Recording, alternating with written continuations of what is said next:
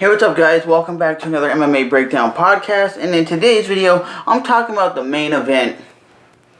The main event between Holly Holm and her opponent.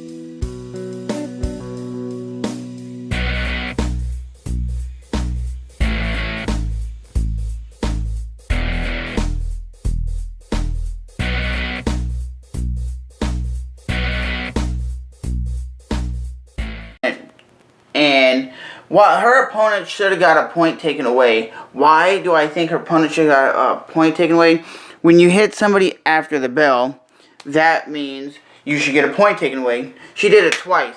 You warned the person once. That's why I really love when you watch old Pride fights. They had the yellow card. And in the US, they don't implement the yellow card. And I definitely think Germaine de Randamie, however you pronounce her name, because she's from Holland.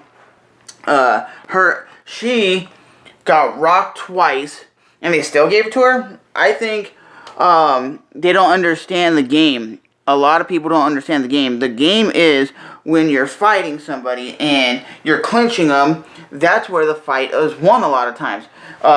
You cannot tell me that her clinching did not have a significant part of the fight.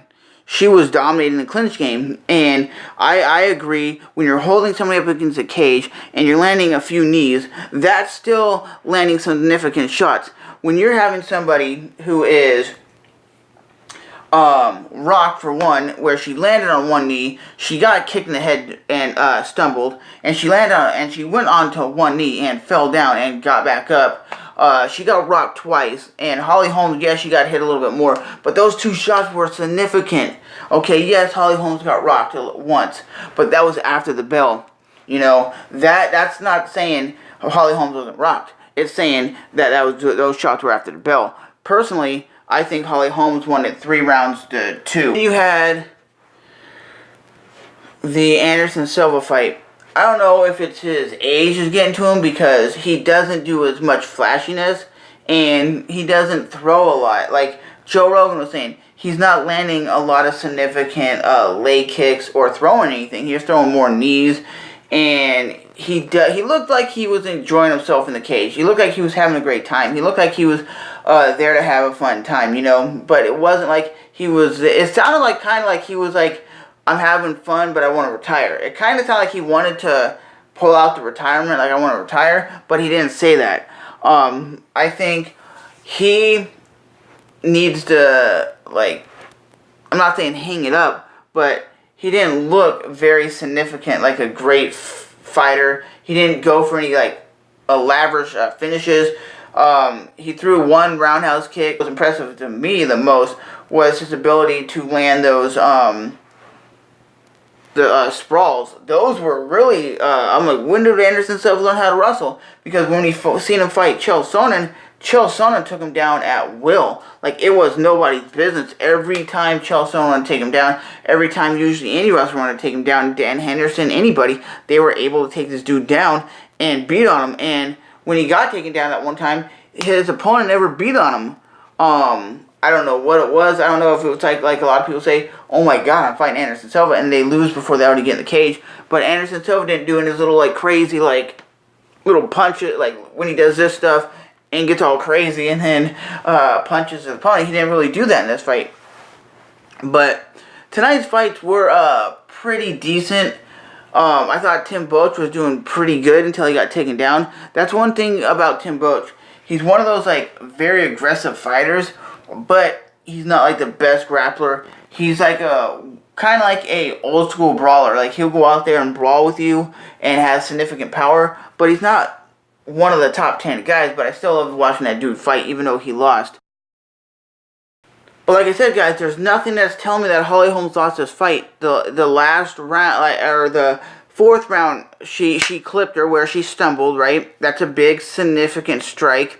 Then the head kick, she almost repeated the head kick knockout of Ronda Rousey. She kicked her in the head and kind of pushed her and went for another kick, and then that's when she landed after the bell. And I would say this, you can't say, well, it was heat of the moment, you kept going. You gotta still, even if it's in the heat of the moment, that referee sucked. That referee's gotta say, hey, okay, it's enough. You hit her twice, you're taking a point. And they got to go back and tell this referee, if there's illegal shots after the bell, you need to step up and take shots.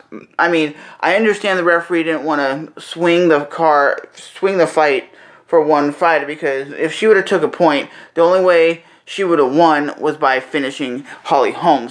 So at the end of the day, that referee needs to go back and learn how to be a ref, because he was very shitty. There was points where Holly Holm was just sitting there, and you could see him on the side. He was going like he wanted to get in there and like break him up, but he didn't. But even Joe Rogan was like, he wants to get there, he wants to stop it, and he did. But because these two chicks aren't known for wrestlers, that's why it was crappy in the clinch.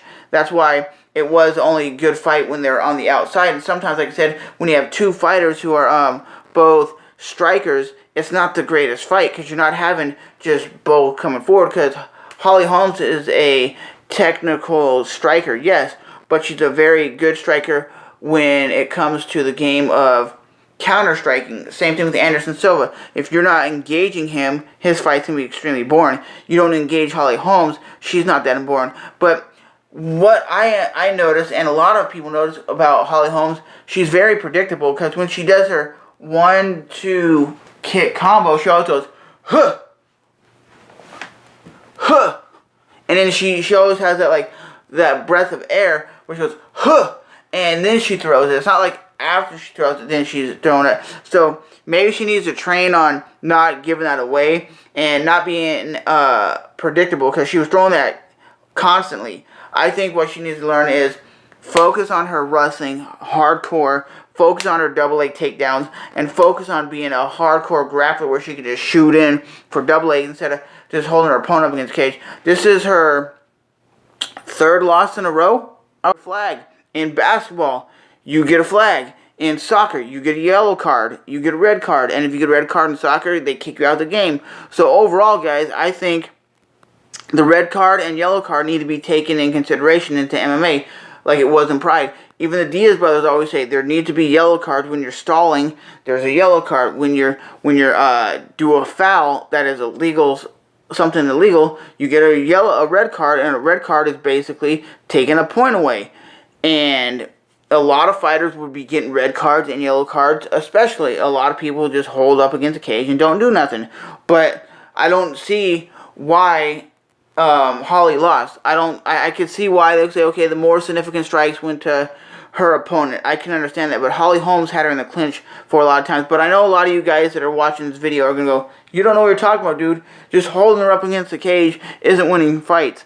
That's true. You could say that holding up against the cage isn't winning the fight. But when when 75% of the fan base says she won, I agree, she won.